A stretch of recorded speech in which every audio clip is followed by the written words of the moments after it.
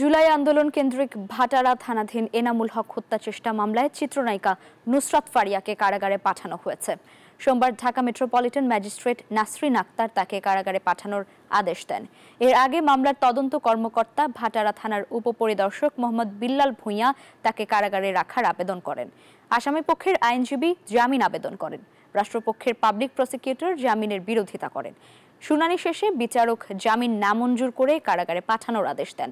একই সঙ্গে ২২ মে তার জামিন শুনানির দিন ধার্য করেন। গতকাল রোববার থাইল্যান্ড যাওয়ার পথে বিমানবন্দর থেকে নুসরাত ফারিয়াকে আটক করে পুলিশ। এরপর তাকে গ্রেফতার দেখানো হয়।